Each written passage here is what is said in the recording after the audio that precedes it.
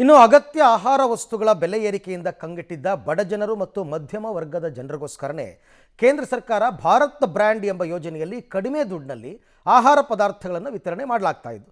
ಈ ಯೋಜನೆಗೆ ಭರ್ಜರಿ ರೆಸ್ಪಾನ್ಸ್ ಕೂಡ ಸಿಕ್ಕಿತ್ತು. ಆದರೆ ಇದನ್ನು ಈಗ ತಾತ್ಕಾಲಿಕವಾಗಿ ಸ್ಥಗಿತ ಮಾಡಲಾಗಿದೆ. ಯಾಕೆ ಈ ಯೋಜನೆಯನ್ನು ನಿಲ್ಲಿಸಲಾಯಿತು, ಇನ್ನು ಮುಂದಕ್ಕೆ ಸಿಗುತ್ತಾ ಇಲ್ವಾ, ಇದಕ್ಕೆ ಸಂಬಂಧಪಟ್ಟ ರಿಪೋರ್ಟ್ ಇದೆ, ನೋಡೋಣ. ಭಾರತ್ ಬ್ರ್ಯಾಂಡ್ ಉತ್ಪನ್ನಗಳ ಮಾರಾಟ ಸ್ಥಗಿತ. ಈ ತಿಂಗಳ ಅಂತ್ಯಕ್ಕೆ 3ನೇ ಹಂತ ಆರಂಭ ಸಾಧ್ಯತೆ.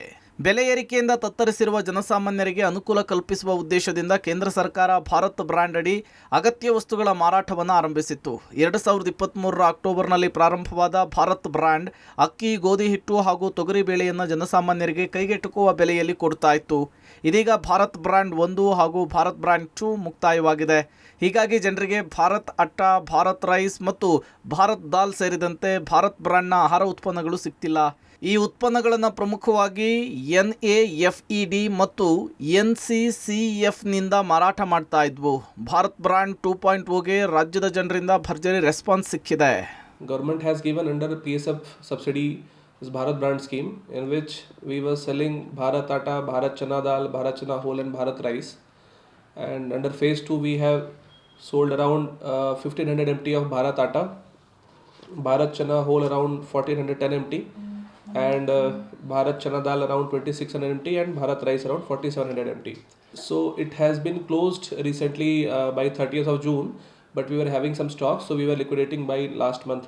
Again, phase 3 is about to come. Phase 3 actually allocation has been given to from Ministry to NAFED and NCCF both.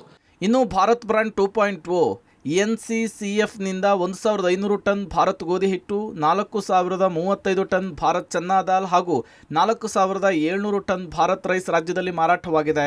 July ತಿಂಗಳಲ್ಲಿ ಭಾರತ್ ಬ್ರ್ಯಾಂಡ್ 2.0 ಮುಕ್ತಾಯವಾಗಿದ್ದರೂ NCCFನಲ್ಲಿ ಸಂಗ್ರಹವಾಗಿದ್ದ ಉಳಿದ ಉತ್ಪನ್ನಗಳು ರಾಜ್ಯದಲ್ಲಿ ಮಾರಾಟವಾಗಿದೆ.